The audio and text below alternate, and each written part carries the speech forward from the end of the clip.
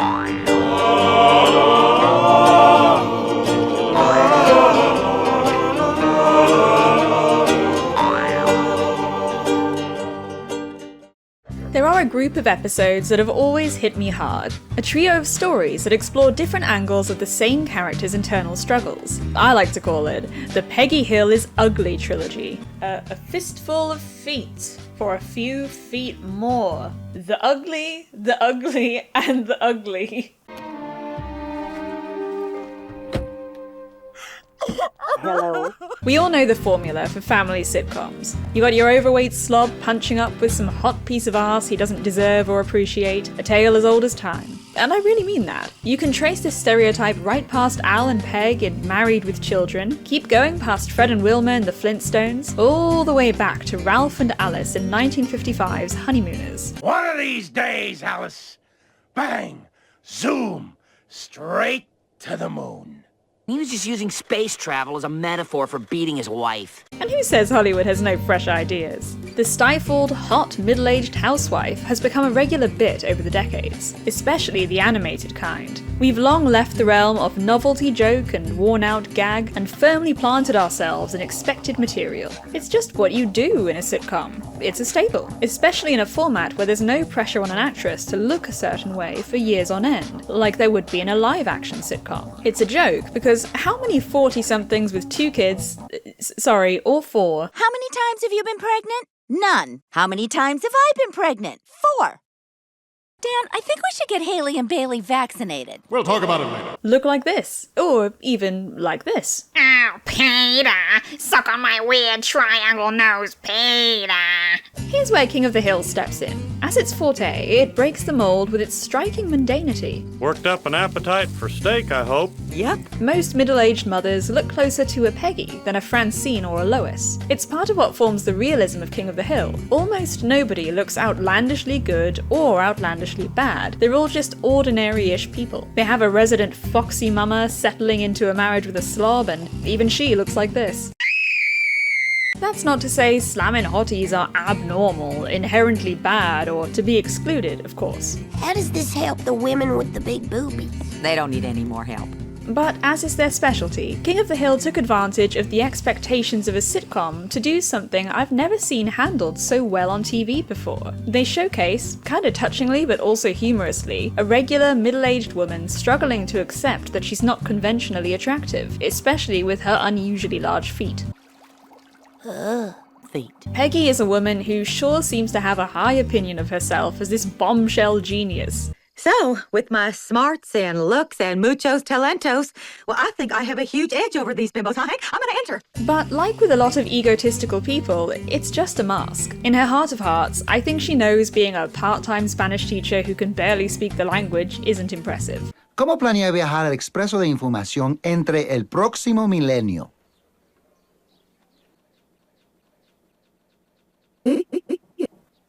Deep down, deep down, See, Luann? Amateur attitude, amateur performance. she knows being a local boggle champion once isn't the same as winning a chess tournament. And yes, she knows she's not the shiniest tank of propane in the lot. Oh, don't you look strong? This insecurity is something many of us in the Uggo community can relate to, especially as we age past what the internet deems our prime. TikTok 7-week-old fetus, running out of eggs, dear. Ugh, as soon as we learn to walk, we're running straight into that wall. Last time, we took a look at what was going on under Cotton Hill's hood. Today, we're going to do the same with poor old Peggy Hill, and how King of the Hill bucks trends to masterfully tackle the subject of societal expectations and female insecurity. Denial. Once there was an ugly Peggy Hill. He was so ugly that everyone died. The end. We go through a lot of rites of passage as we grow up, whether it's learning how human our parents actually are, how Santa's not real and the world isn't as fantastical as we once believed, how enjoying Sonic the Hedgehog so much might be a red flag for something we should see the doctor about. Steve, testing kids is very expensive, whereas that magazine was $2.50. As soon as we leave adolescence, it's one shit show after another. So many teachable moments. And we all have that moment where we become self-aware of some ways we don't live up to our peers. Terrific, girls. Mrs. Hill, that was awful. Or, more likely, the ethereal shadow that is our mental concept of our peers. It would be a blow to anyone's self-esteem to realise that you're considered deficient in some way by your community, and not smart enough, not funny enough, not pretty enough. What can old Buck Strickland do for you? We figured around $2,000. Pussy too fat. Hope yours isn't. It's a bit of a journey, and some people deal with it better than others, and some not at all. For lots of people, going through some period of denial can be a rite of passage in itself. It's one of the well-known 5 stages of grief for a reason. Denial, anger, it's over, mogging, and we're so back. But Peggy Hill? She's so confident, so 100% assured of her own immensely high value. Face, A-, body, B+, personality, A+, and brains, A+. Peggy is already swimming in denial, so it's no surprise that she plunges even further into the depths at the first sight of blood. Here you go, Shug.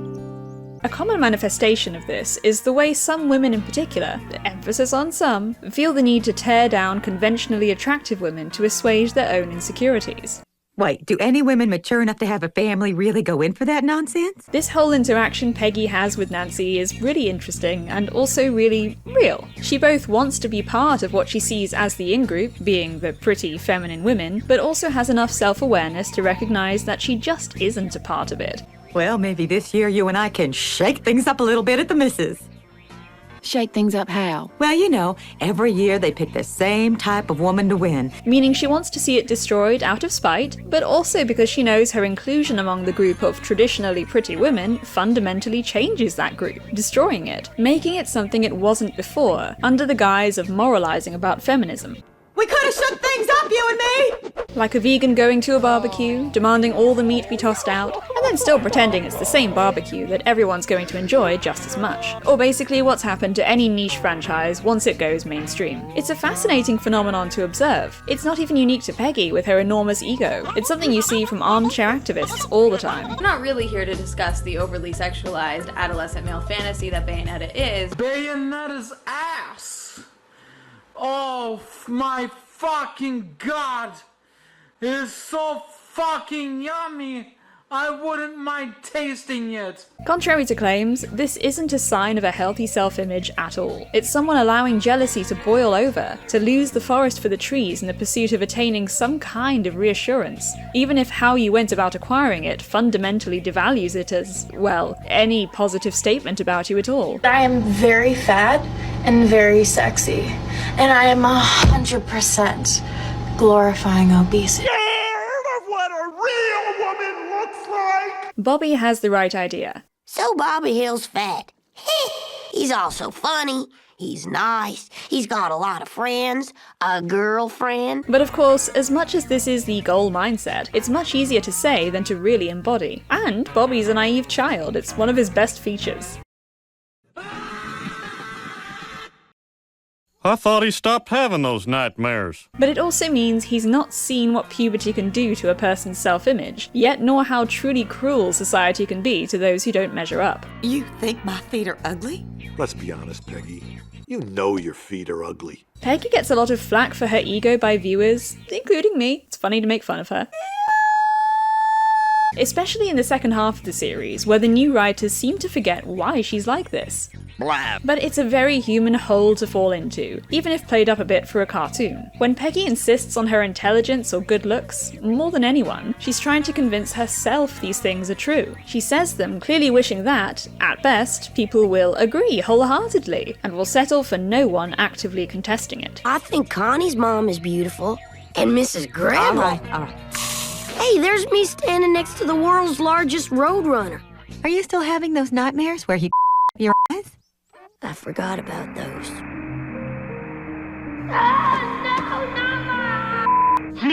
But it's not just Peggy's self-confidence that means she dips into denial like this. The wish to be desirable is universal, and when we don't feel desirable, we often feel like we're worth a little bit less in ourselves. Desire and self-worth. No one likes to say it, but looks do matter. To an extent. Don't worry, I'm not going to go all looks-maxing on you all. You can put away your tiny hammers. But society does, quite blatantly, favour those it finds beautiful. Well, there you go, darling. Oh. Thank you. There's an evolutionary basis for this, and it's not going anywhere, so long as evolution of the human species continues. Give me ability to see racism. Oh well, just the way it is. And more than that, while we should never judge people for features we think God has chosen to curse them with, there's something to be said about how those who clearly don't look after themselves, and look bad because of that, are usually displaying symptoms of worse problems under the hood. Bang! Bang! Bang! Bang! Bang! Accepting this is just one of those many bitter pills we have to swallow as we grow up. It's time for the pill! Yet sometimes it feels like a lost cause. Peggy loves taking control at every opportunity, welcome or not. But when the best you can look is this? You look like you could star in a headache commercial. Sometimes you wonder, what's the point? Why bother beyond basic hygiene, right? Luann adopts this stance too for a while. In the real world, beauty fades and penguins die a cold, horrible death. She had the opposite journey to Peggy. Accustomed to being seen as beautiful, she then had to grapple with being seen as, well.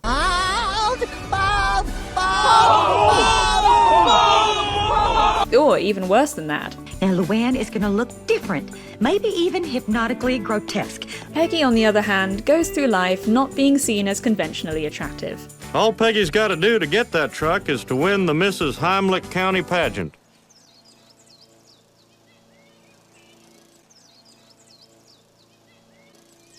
Yup. Her way of coping with that? Just pretending it's not true. The problem with denial is it's a fragile thing and hard to maintain, and when reality peeks its head in, one's gut reaction is to freak out in self-defense. This is unfortunately not an uncommon experience for Peggy. She makes herself look completely different, because surely the opposite of what she is attractive, right? So she gets her hair dyed, and wears brand new clothes, and ditches her glasses, and wears makeup, which she never does, only to still have it not work. All of a sudden, my butt looks like it's dragging on the floor. Will you fix it? Fix it! And it's not a punchline. It's not funny. Peggy, I've got to go inside. I also think I should tell you that you forgot to put on your shoes. Oh, you feel this in your soul a bit. Everyone's looking, and her toes are out, and Odenkirk, no! Put your phone away! She's been through enough. Like, whenever Cotton gets put in his place, King of the Hill is really good at laying things bare. He was awful, but it doesn't make you feel good seeing him shrink into the pathetic old man he knows he is. Peggy can be so abrasive, but it's not a laugh riot seeing her in tears when confronting her worst feelings about herself. Which brings to her own personal Moby Dicks. The one thing, scratch that, two things, that are truly extraordinary about her. It's funny, really. Peggy is egotistical and self-aggrandizing to the point of parody. So really, what you're saying is, I will be helping create a better world for men and women? I'd be like Rosa Parks. But the issue of her feet is the one thing that she can't seem to twist into something she likes about herself. I actually let myself believe that these were beautiful. She's competent at a kids game, which proves she's smart, right? Winner! Peggy Hill! Oh, I don't believe it. You played a great game.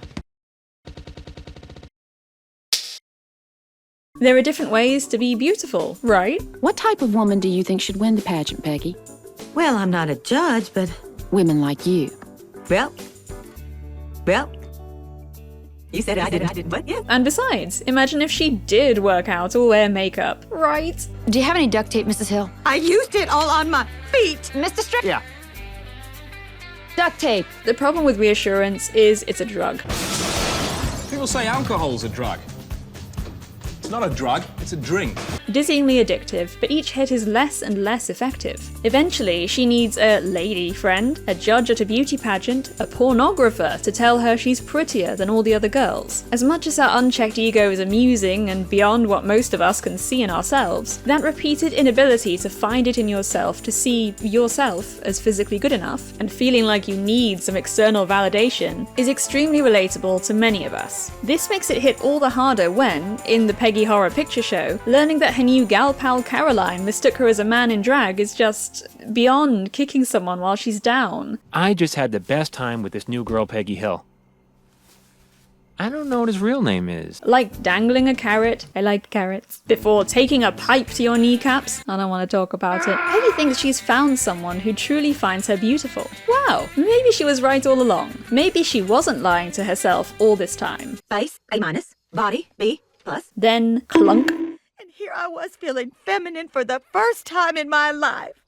I have never felt so ugly. The worst part is it's not a gang of mean girls being bitchy. Hey, Bozo!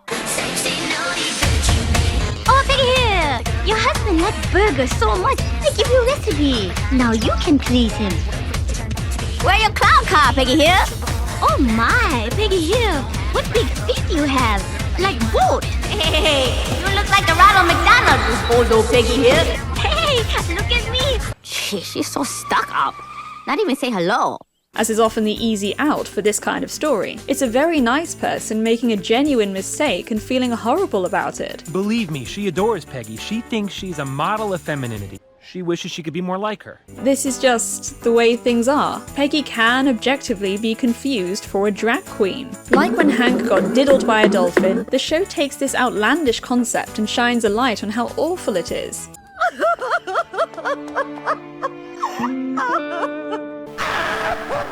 And it's the opposite of external validation. In fact, no, it's external validation of most women's worst fears about appearance. Even worse is that Caroline doesn't mean it. Genuinely, truly, and with no malice, Peggy was mistaken for a middle-aged man, rather than the sprightly young girlie she tries so hard to see herself as. You can't even brush it off as a mistake made due to the context of Peggy being in a drag queen hotspot shop. That nagging feeling that she's not feminine enough is dragging along the floor with every single step she clumps, too. But as much as your self-worth shouldn't hinge upon your desirability or femininity, the ending to the Peggy Horror Picture Show is as pleasantly affirming as it gets for Peggy. Peggy, drag queens model themselves after strong, substantial, fearless women. How about that? It's not a quick fix or an ugly duckling turning into a sexy, sexy swan. Oh, baby. Peggy is kind of manly. Shug, you coached a women's softball league. If that's not feminine, I don't know what is. The first step is she has to accept that. Manliness is ugliness for a woman, and instead of us ending the episode like this...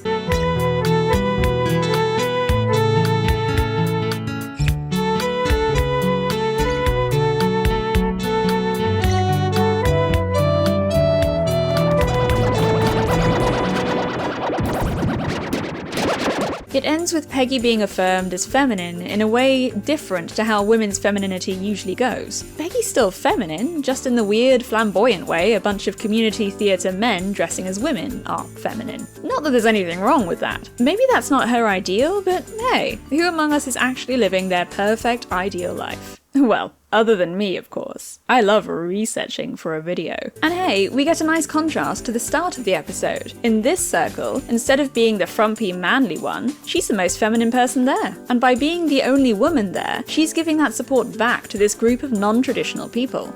This is Peggy Hill. She is the one responsible for that great tip about the lipstick and the one about the glasses. Look at me. I'm a girl again. They like presenting as female, and here is a real female with real female feet that look just like theirs. These men are both being kind to her and affirming her as what she wishes she was. Feminine, womanly. Nancy would rather have a pair of men's dirty flip-flops than my softball jersey. I just felt so ungainly compared to those women. But what about attractiveness? What about when Peggy wants to be affirmed as sexy? Objectification is not appreciation. We've talked about the common mistake of hinging your self-worth on anything to do with the opinions of other people, particularly how attractive they find you. It's very real that this is a problem Peggy trips up on more than once. In a desperate bid to reclaim this warped self-worth in Peggy's magic sex feat, Peggy, I believe willfully, chooses to mistake this, auteur's, acquired interest. I see them as vibrant and alive. They're also very hot. For actual objective interest in her as a person, as a desirable, pretty woman. And oh, how well he plays her. Pretty soon you'd see them in music videos, then Hollywood movies, and before too long on 60-foot... That's the perfect way to appeal to Peggy. The little egomaniac, the little dolt, the little idiot, the little twit, the little shithead, the little cunt, the little bitch. You fucking stupid motherfucker. I wouldn't piss on you if you were made of fucking piss. I say she willfully chooses to believe in him because, despite not being that bright by all accounts, I'm playing with the Queen of Hearts. You know she isn't very smart. What the hell? By every account imaginable, bless her, Peggy's better judgment shines through multiple times during this episode. Sure, she later says she believes she's in an empowerment video. And now I'm gonna star in an educational video. And on the surface, it seems like her understanding is about as good as Hank's. Well, that's great. I'll get to see my wife in a movie. But I'm certain this is all copium. You keep on huffing, Peg. Nice deep breaths. She hates her feet with a passion, and she just wants to believe that other people's perceptions of them are positive. Because that feels validating and is the complete opposite of how she feels about them piggies. No more painting my toenails alone in the dark. I don't care who sees. It's like a dream come true. Someone comes along and tells you the most hated thing about you is actually amazing. Hot.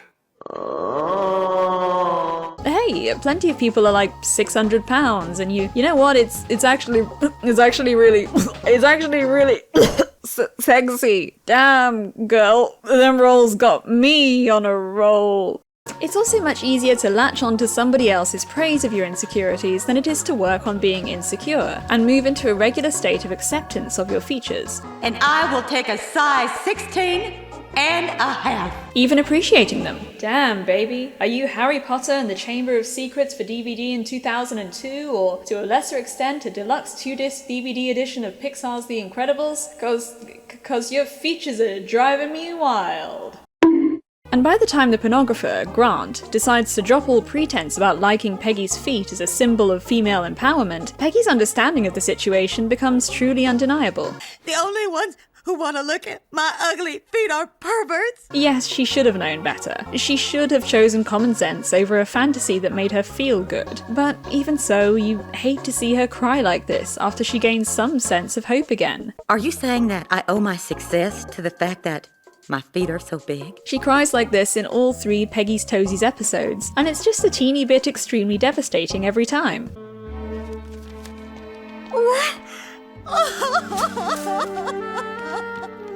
She got hooked on the faint hope that someone might find her feet attractive, or important in a way that would give her a free pass to stop being so upset about them, and it all turned out to be a lie. She feels the weight of the disappointment in her appearance all over again, only worsened by knowing she's made Bill's night, every night, for the next 40 years. It's not a pornographic website. It's a fetish website.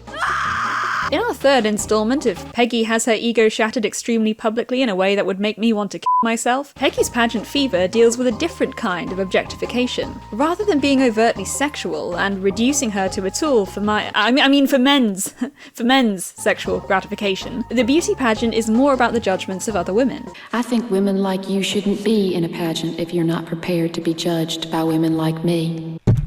Look, listen! As anyone who's been a teacher can tell you, no one can be crueler to girls than other girls, and by extension, the women they grow up to be. Well, I guess I should feel bad for her. but I don't. Boys will throw rocks at each other, but girls will systematically destroy your sense of self-worth, and then throw rocks at you. Where beauty pageants are concerned, you could also view it as objectifying in the sense that what you're being judged on is surface level. This is of course always the case in our daily interactions, but when you take snap judgments and assign a value to them, and make the assigning of said value the whole point of the interaction, objectification becomes a little more relevant and entrenched, no? Like a human version of The Price is Right. I mean, she's got an A+ brain and an A- body, but if she wears one of them push-up brassieres... Is that a fucking gorilla? I knew it! That's not to say I have an issue with beauty pageants at all, to be honest. I'd never enter one, and I'd certainly never watch one. But I'm not about to do a big feminist protest over what consenting adults choose to do. This film does try to make you sexually aroused by 11-year-olds. And I'll say it's not bad at it. Competition can be great fun if you have a healthy mindset, and that includes competitions of poise and beauty. It's objectifying, but that's not a four-letter word. It's not quite over the line of decency to me either, but you're free to disagree. You know, you hear I'm joining a pageant, and at least in the UK, that sounds a bit retro and kooky. Sure, have fun. Send pics of your outfits, girl. But you hear I'm spreading my hole online and letting my anals join the indestructible annals of internet history, and you shouldn't be doing that. Like, pageants are the most degrading thing in the world, ugh. But if a woman live streams getting her back blown out by 100 guys, then Blue Sky is all, yes, queen, make that paper. Sex work is real work. Here's some honey being poured all over him. And now, a bunch of flies get stuck to him. Here's where you can buy the flies. As we talked about earlier, Peggy knows on some level, like she did with the fetish website, that she's not being judged the way she wishes she was. Like a lot of modern internet users, she wants to take part, and pretends to do so ironically so she can have her Frito pie and eat it too. I have a huge edge over these bimbos. My editor wrote a big section here about how saying that makes no sense, and why wouldn't you eat the cake you have? Are you just gonna look at it? But I ain't reading that. She tries tearing Nancy and other traditionally attractive women down with a thin veil of feminist rhetoric. Many such cases, yeah. The whole plot, Peggy is not just battling this by making herself look as un-Peggy as possible just to prove she can fit in as a pretty girl, but she's being encouraged to by this objectifying environment. The fact is, this just isn't the place for her. If Peggy was traditionally attractive, I'm sure she'd be right there alongside Jimette Neutron, dancing the dance of the pageant queen. But because this isn't the right place for her, and it's making her feel insecure... Can you save this? This will be my greatest challenge yet. She feels the need to try to change the culture of the pageant to force her way in, and try to find ways beyond beauty in which she's better than the competition. I had my second honeymoon in Spain. Have you ever gone? No, but it's because I choose not to. You should go. You'll love it. I practically lived there for a couple of months after I graduated from college.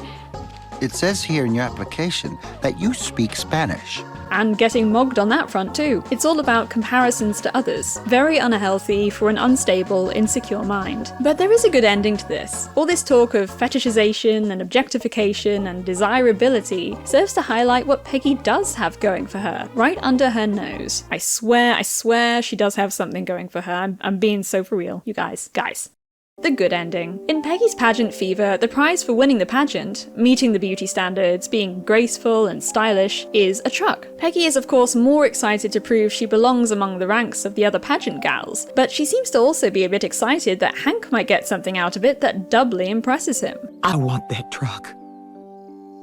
Hank, do you think I could win the Mrs. Heimlich pageant if I entered? It's both an excuse to pretend she's invested in the competition, while also getting a big win. Not only am I objectively pretty, other people said so, look, but being pretty helped my husband. I'm valuable to him. But of course, she didn't win the pageant. She didn't even really compete, instead being stranded in this awful, humiliating scene outside the main venue, with a woman trying her damnedest not to openly show her contempt for her. My ass has come. I'm sure it's Hank. However, then Hank comes to the rescue in his truck, repainted to look exactly like the prize truck. All the other contestants then watch, as Peggy is the only one picked up by an adoring husband who has only had eyes for her his whole love life. Something I'd like to note that neither the impressive divorcee, I had my second honeymoon in Spain, or the intellectual 23-year-old can say. But it's not just about winning one over these hussies. She wanted to be valuable to Hank, and you know what? She already always was. It's a little copy, for sure, but it's also true that Peggy has something eternal here, in contrast to the fleeting nature of beauty. And hair. Haha, get fucked Norwood 7, Nancy. Hank steps back for most of this episode to let her do her thing. She's either got to admit to herself she can't win the truck and quit, or stay in the pageant and, well, probably lose. It's hard for a partner to know the right move in this kind of situation. Sometimes. Hank chooses the path of letting her get it out of her system, but once she's out of the running proper, he reminds her, Honey, you bought us a new truck? No, I painted my old one. Well, she's beautiful. Yeah, but she was before. Hank finding Peggy beautiful doesn't mean he's delusional about her. I'm not being nasty. It's not nasty to say someone isn't the most beautiful woman in the world, and she looks, you know, fine. Good, very presentable. But, sorry... Peggy Hill. You've not been thinking you're the most beautiful woman in the world, have you? He knows what conventional beauty is, and that Peggy doesn't measure up to it, but that's irrelevant to him. You know I don't go for those sexy types. He also knows that she can't win the pageant, and he clearly doesn't want a typical pageant woman either. He also recognizes Peggy wants to be affirmed as feminine, and although it arguably never quite clicks that Caroline is a guy in drag... Boy, I gotta hand it to you, Jamie, you sure do know a lot about women.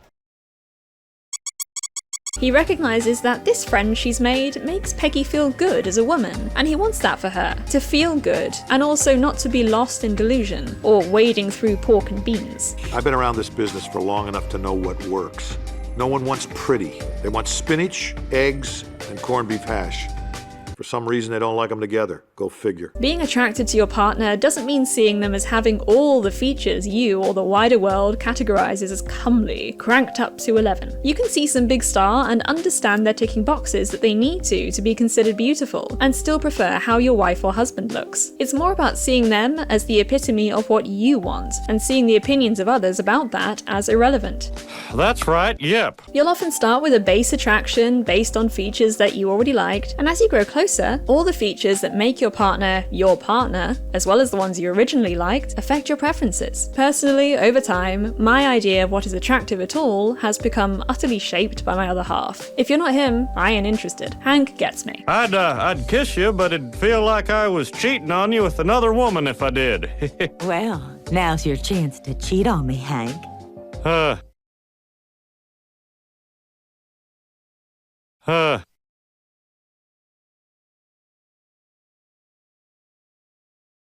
If my mister turned up all made up like Peggy, I'd probably have the same idea as Min. Hey, you look like the Ronald McDonald, you bozo Peggy Hill. And a lot of questions about what Discord servers he's in, and what that pink pill he has me crush into his daily Soylent is. I'm sure it's nothing. Something I've noticed too in reviewing these episodes is that Hank's attraction to and love for Peggy is never, ever in question. Even the best sitcom couples like Stan and Francine, normally perfectly matching each other's freak, fumble the bag and have episodes where one does something that makes you question how on earth they're still together. You cheated on me? A few days before the wedding! Not the case with Hank. Fellas, take notes.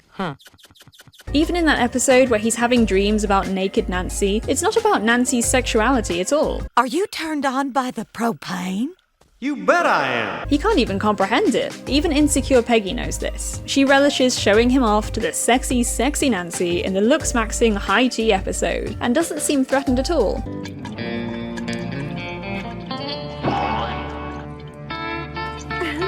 And in the pageant episode, she's not trying to prove to him that she's attractive enough. In the sex feet episode, she doesn't scuttle to hide her feet from him. She's hiding her insecurities from her own judging eyes, first and foremost. Hell, going back to the pageant episode, Hank is distinctly uncomfortable when faced with a Peggy that looks nothing like his Peggy. And it's a two-way street. Lord knows Hank has plenty of his own insecurities and hang-ups about being a man's man and a good father. And when he's low, Peggy is always there to defend him. Enough. Your son has always loved you, despite your constant torture. That focus on hiding blemishes from herself may well be part of the fallout of her selfish nature, but these two really do love each other, and so I like to think her lack of insecurity around Hank is also a product of how much these two trust each other. That's the real good ending. Hank wants Peggy just as she is, always. This is a song I wrote a long time ago. Well, I know a gal with a purty leg. She's a gal who can fry my egg. And her name is Peg. Conclusions. In conclusion, these 3 episodes across the show's lifespan paint a really vivid picture of how it feels to not be conventionally attractive, especially as an aging woman dealing with no longer being the pretty young thing. Or in Peggy's case, never being that. Peggy's personality just malfunctions when it comes to this one aspect of her life that's so utterly beyond her control. We see her cry a couple of times throughout King of the Hill, but her fears about not being womanly enough are unique in how much despair they put her in. These are tears of pure suffering from a deep place, not just an off day or a tantrum, a testament to how human the writing is in the good seasons. But it also paints an unglamorous, vivid picture of true love. It's not always a pretty thing. It's got a weird wide nose and clunky glasses, but that just highlights how incorruptible it is by worldly things like big hair or feet that fit into commercially available shoes. Well, that's all I have to say for now. Thanks so much for sticking around, and if you like that, be sure to have a look at my other stuff for some more commentary on Western animation. Bye! Well, Peggy, Peggy, Peggy, Peggy, hey, hey, hey, hey, hey, leg, oh, Peggy, my Peggy leg. Well, I love you, and I love you, Peggy, Peg. Well, then it just sort of goes off.